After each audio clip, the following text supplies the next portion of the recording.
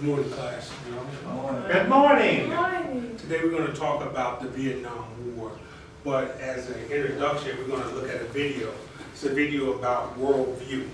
Your worldview is something that you establish based on how you were raised, based on your values, and based on your experiences. So I want to play this short clip for you so you can get in the mindset of establishing and pull up your schema as far as what is your worldview. It's also called the cosmology. The cosmos. The hology study of the cosmos.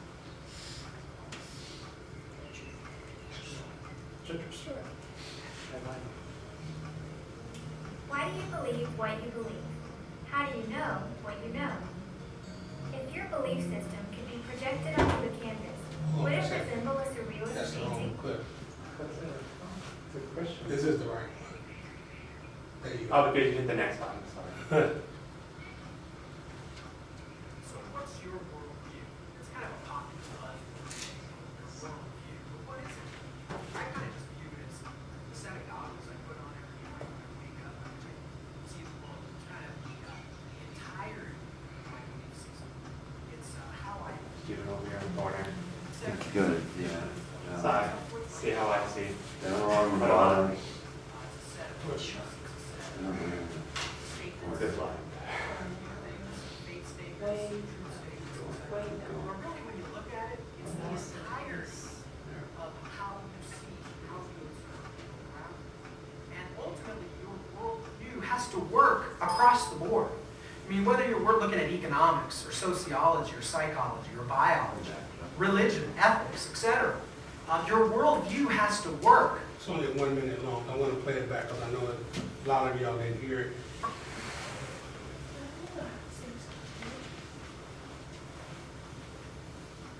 So what's your worldview? It's kind of a popular buzzword today, your worldview. But what is it really? I kind of just view it as the set of goggles I put on every morning when I wake up, by which I see the world. It's kind of the entirety of my belief system. It's how I view the world. Yeah, it's a set of presuppositions, some of which might be wrong. I think some of which might be right.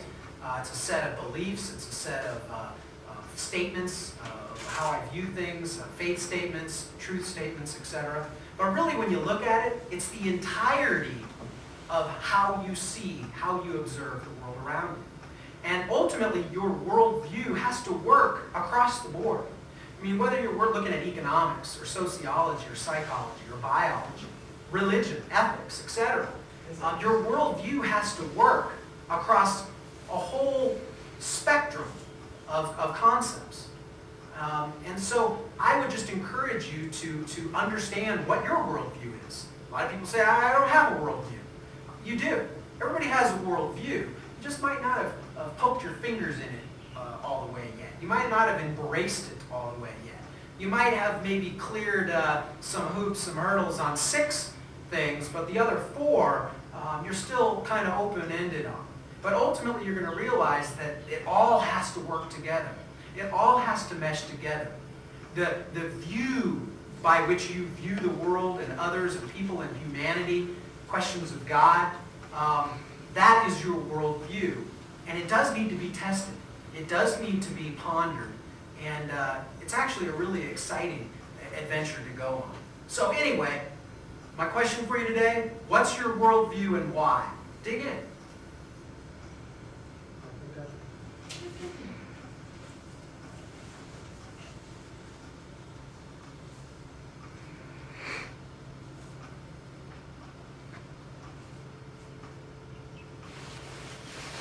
Today we're going to talk about the Vietnam War, and in that context, what is your worldview?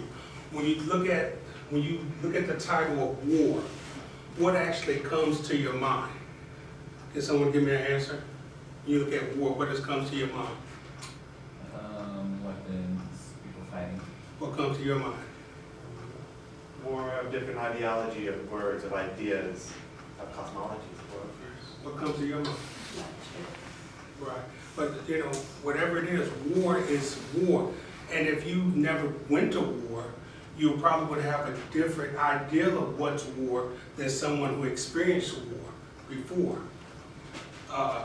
In my experience, I actually fought a war, or I have one, I actually went to war, and that had a big part on developing and cultivating my worldview on what is war. All right? So what I would like for you all to do is to look at the scaffold sheet that I just gave you all. In the middle, I want you all to put in the middle of that sheet, war. And just based on your ideal now, put in war in the middle, war in the middle. And just based on your ideal now, think of several adjectives that that would come into your mind when you look at the word war, or when you think about war.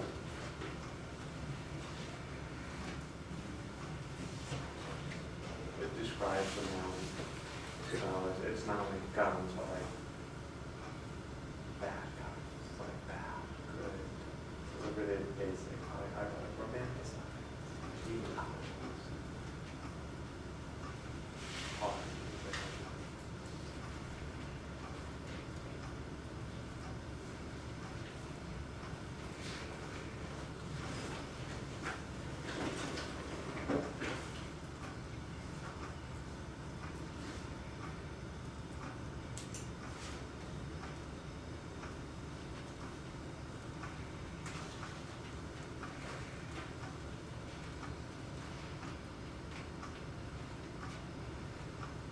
Okay, I'm gonna give you all 30 more seconds.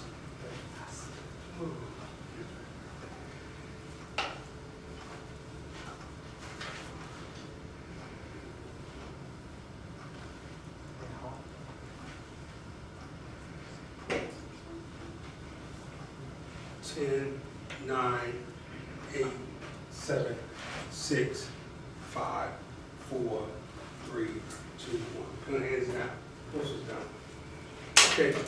If you look at the handout sheet that I actually gave you all, That's one, the primary source reading? yes, yes. But first of all, I want you to take a look at this quote. You know, I looked at a lot of quotes, but this quote best sums up my worldview on what is war. Can you read that for me? War is so unjust and ugly that all who wage it must try to stifle with the voice of conscience within themselves. That's my worldview. After seeing it and experiencing it, that's my worldview. But back.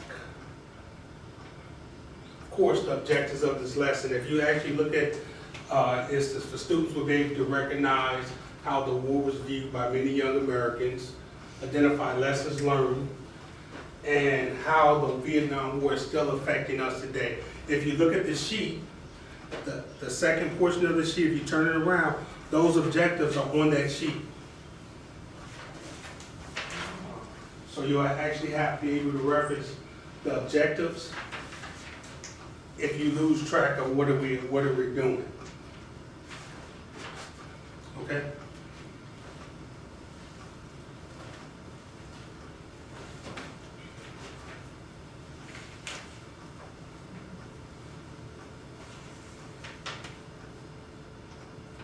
Now what we're going to do, go into a little exercise.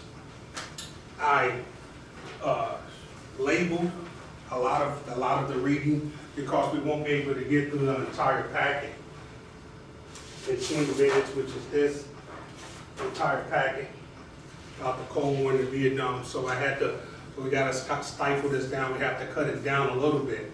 So I just took the review sheet that you have and I kind of labeled it for each question. Excuse me. Yeah, quick question. Where did you find that article? Did you find it online? No, this is a part of the Common Core. Oh, okay. This is part of the Common Core for schools in Hawaii. So that sheet is a part of the Common Core, where I actually took off Common Core. And it's one of the subjects that that history teachers must touch on throughout the school year. So what we're going to do, I want you to see where I put one at. Look at, read the first objective. Go ahead. Right here, this paragraph right here? No, the first objective. Turn it back, turn the page. Read the first objective over. At the bottom of the page, it says one. Yeah, the question. According to Matt Ferguson, how was war viewed by many young Americans before they arrived in Vietnam? Remember we talked about that if you've never fought a war, never been to war, you will have a different worldview than someone who's actually experienced it, or you'll develop a worldview from movies, from media, from different other sources than actually experiencing the war. So what I would like for you to do is, I would like where it says one on the sheet, says like the second paragraph, turn it over. I want you to go ahead and start off reading the first. Start off reading. Yes. Listen, everyone needs to follow. Go ahead. So Eddie, a blue-collar kid from South Boston who went to war to kill a colony. Stop right there. Go ahead. This was not the way it was supposed to be. And countless other teenagers Eddie felt as invincible as John Wayne. Stop. Go ahead. The celluloid hero who epitomized blood and gut glory for the Vietnam generation. Stop right there. Go ahead. But John Wayne never got any closer to combat than Hollywood, California. Stop. Go ahead. Today's youth, tempted by such revisionist absurdities as Rambo, should know that Sylvester Stallone sat up real war. Stop. Go ahead. Finish it up. In Vietnam at a college in Switzerland. There you go. So you have all these Americans that have that never experienced war, never had been to war. Matter of fact, by the time Vietnam started, the last war was the Korean War. So you had a bunch of people who were going off to war for the first time, and their only experience was what they saw in the movies. Go ahead. Could you, some of us don't know like what a commie is or who John Wayne is. Could you kind of Okay, explain okay. those cultural A commie references is a term that means a communist. As you look in the context of the Cold War, it was not just a physical war, but it was a war of ideas. So when you look at a war of ideas, you have the capitalist, democratic system of the West, and you have the communist system of the USSR, which was the Soviet Union at that time. So you had two different worldviews competing. So when you hear the word commie, it's a short word for communist. When I was in Iraq, we would call the Iraqis Hajis because they went around the Hajj. It's like a term that we just gave them, abbreviated term because they went around the Hajj. That might have been, they might have not taken too kindly to that term, but that was a term in which a lot of soldiers used to define any Haji. John Wayne also was an actor. He played in a lot of movies, a lot of war movies, and he was always portrayed in an historic light, in an historic figure. The cavalry is coming, or he was always saving people, or so. Young Americans had this ideal of glory, of just being invincible. And when you come with sometimes, your ideas don't reflect the realities of what you will experience in war. Thank you. Okay? So now, after reading that article, I want you to go back to your scaffold sheets right quick. And now, I want you all to put in that, right above that little scaffold sheet, use the same one. After reading that article, after reading that short paragraph, now put in a couple of more sentences just right above that of what do you think war is? Based off this stuff. Based on that.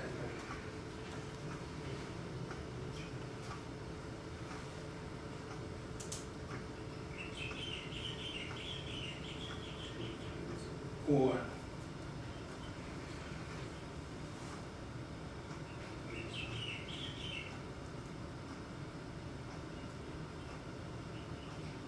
Well, how do you feel most Americans view war? Look at that. How do you feel most Americans view war at that time that was going into it? I think that's an important point because you have to remember this generation, their fathers and grandfathers fought in Korea, fought in World War II. They knew what war was. But the rising generation and what the media and what cinema was portraying to them was a very different reality. And you have to look at Korea and World War II were vastly different from the nature of Vietnam. Yeah, yes, you have to, in that way it was, but you have to realize that everything doesn't fit. You have a box and you have a schema based on what you've seen and done. And every experience that you will have don't fit into that little box that you have. So, yeah, they knew they had an idea, but it's a big difference in receiving a testimony of someone testifying, this happened, that happened, and then you actually experience it. I think that's the main point, because these kids going to Vietnam, they probably did have parents or grandparents that fought in Korea. And they would probably say to their sons, you know, good job, you're going off to war, you know, protect our country, and, you know, and try as they might explain what war really was, there was no way these kids would know. There's no possible way. We have 30 seconds.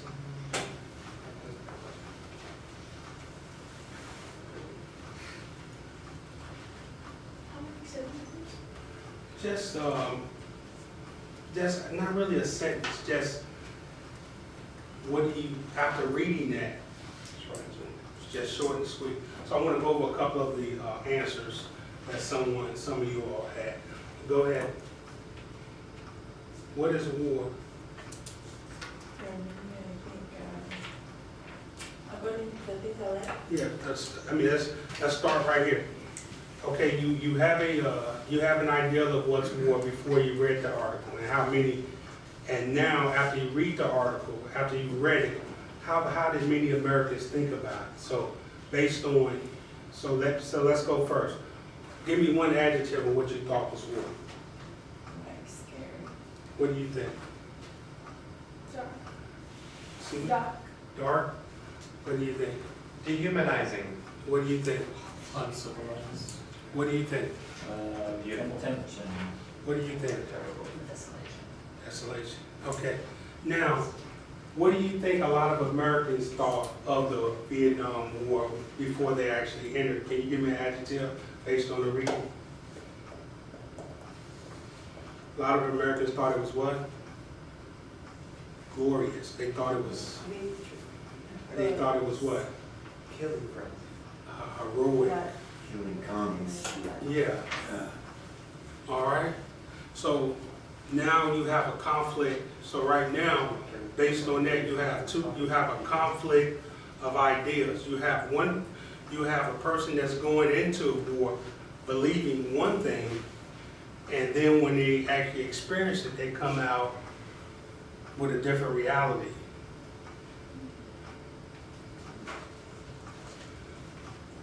Now we're gonna look at the second objective now.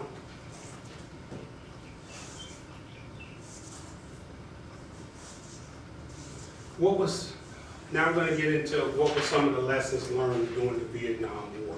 What did Americans learn during the Vietnam War? All right. So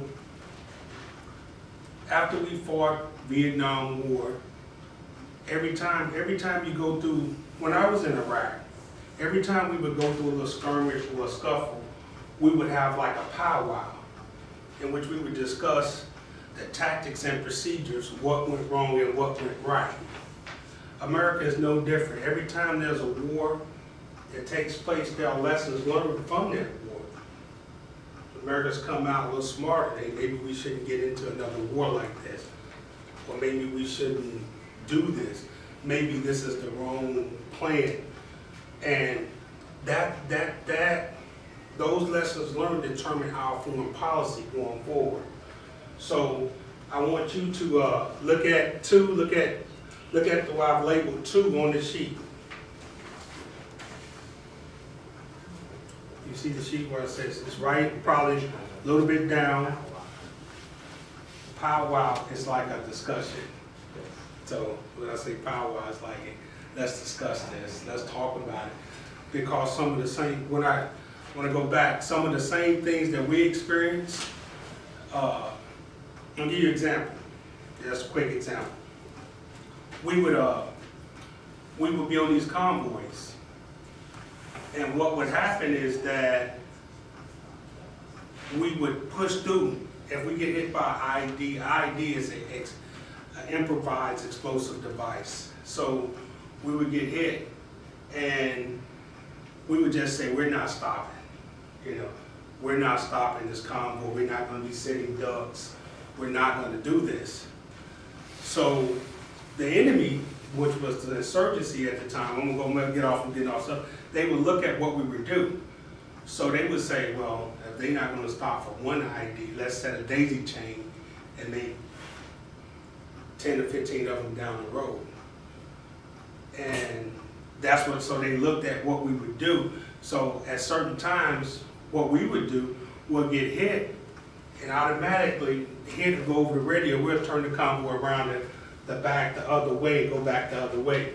So that was how that's what I call a powwow. We would change our tactics to fit a situation. Well, like I said, America's the same way. We went to war in Vietnam. After we went to war, we changed our foreign policies. What we were supposed to change our foreign policy. So we're going to start by reading 2. So if you look at where it says 2, it's kind of right next to that, and that. Can you start off with reading 2? One lesson we must learn is that sending young people into combat on the basis of nothing but the most abstract threats to national security is Start folly. right there. Start right there. It is folly.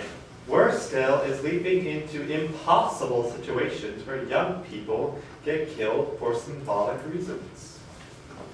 There you go. The explanation for being in Vietnam was that we were containing communism, primarily the Chinese. After all the bloodshed, destroyed land, and millions dead, the Vietnamese are fighting the Chinese. The Chinese are our allies. There you go. Lessons learned. If you don't send young people into war without a clear idea, a clear objective of what we're doing, or what they're supposed to be doing. Such as, what would a clear objective be? Clear objective would be we're going to secure the southern portion of Iraq, and we're going to occupy it for however long it takes until that piece of land is actually secured. It's not enough just to go through Iraq and don't secure anything and let insurgents build up behind you. So that was one of the lessons learned, I thought was one of the lessons learned from Iraq. How did that differ from Vietnam? Okay. Vietnam, it was really no difference from Vietnam, to be honest with you. It was for ideology, ideologues fighting the war. It was a war of ideas. We didn't gain anything from Iraq. There was no clear objective. Saddam Hussein was was basically out of power. We took him out of power, but other than that, it's the same ideas. You don't change people's ideas or their way of life. I mean, they live in a world in which nothing is considered secular. Everything is based on their religion. So that's my opinion. Well, that's more than my opinion. That's what I see. That's my experience. So right now I want to go into what was the lessons learned. Look at that sheet, put lessons learned in the middle of that scaffold. Just put it in the middle, the second one, use the second one. Lessons learned. And then I want you to come up with 3 ideas of the lessons learned from the Vietnam War.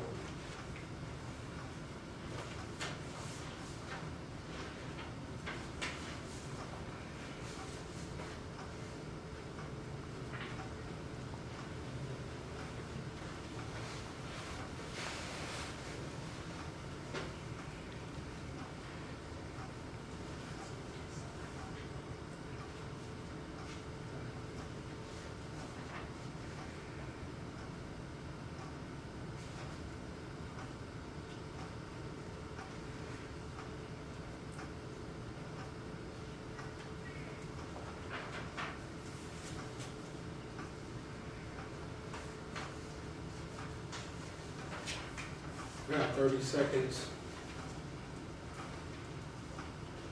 Go ahead, let's start right there. Let's start discussing some of the lessons learned. What was one lesson learned that you came up with? That the United States is not invincible. Okay, that is true. What, That was kind of nice, but we weren't ready, or we weren't ready at the time. We were just thinking, yeah, let's do it. weren't ready. What is? The threat to national security is involved. Go ahead, what you got? What? But then people didn't know why they were left. Go ahead. Like just for some time. You all right? And if I could interject and give y'all one idea, in a lesson plan, we always talk about objectives. What is the objective? Going into war, you have to have clear objectives. And fighting just based on an idea, it's not a good thing. The last objective is, how is the Vietnam War still affecting Americans today? How is it? Can you go ahead and just read the last where it says 3? Go ahead. The private sector was little better. For years, frustrated veterans urged businessmen in vain to hire Vietnam vets. And America's Vietnam Memorial was not the gift of a grateful nation. Veterans themselves had to raise the money. A final lesson would be for every junior and high school class to visit the Vietnam Memorial. There, tourists still their talk and laughter. Veterans in wheelchairs stroke the indentation of names, almost as the blind finger braille. Roses, pictures, letters are placed beside names. This is my father. I never knew him. If anyone knows him, please write me. Okay. Look at the third scaffold sheet that I just gave you all. I gave you 3 sheets. We need to always, sometimes we think in history is just a bunch of days and names and dates and stuff, but it's a little bit more than that. We have to find context in it. How does it still affecting our lives today? So in the middle, I want you to put effects.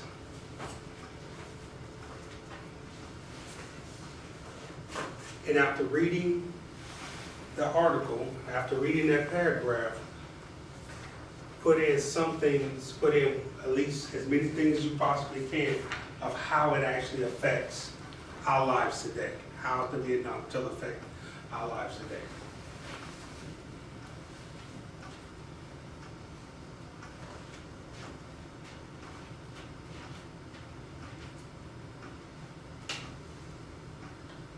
Have 30 seconds.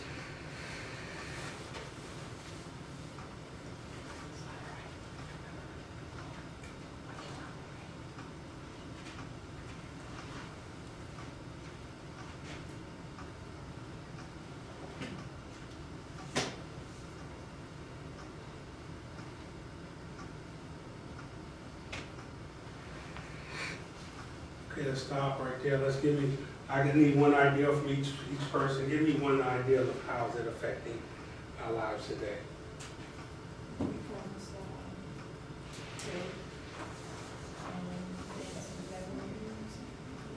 Yeah, but give me one example. Families go without fathers. There you go. That's a great answer. The Vietnam Memorial in Washington, D.C. It is. What else? Kind of along with like scars left for families who have relatives that went to war. Give me one example. Still shaping education. We're still learning about it. There you go.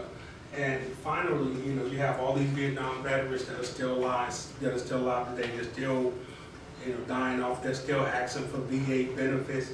They still having problems finding jobs.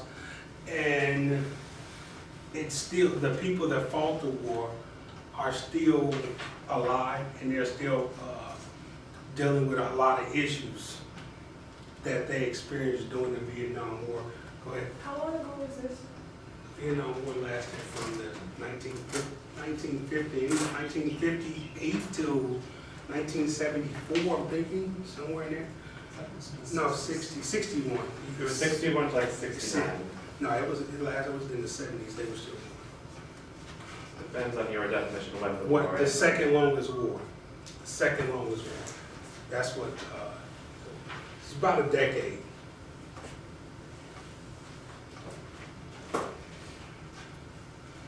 Closure. Just some more time, when you something at that point. Can I get someone to read this? Go ahead. Many young men in the 1960s and 70s came to reject some of the traditional ideas about manhood that many of their fathers tried to pass down, like unquestioning respect for authority, even when that might mean killing and dying for questionable or unjust causes, such as the Vietnam War. There you go. That's what it was. That's what the Vietnam War is. We still fight over the reasons why we were there, and a lot of people still think that we were there unjustly, and we should not have been there to begin with.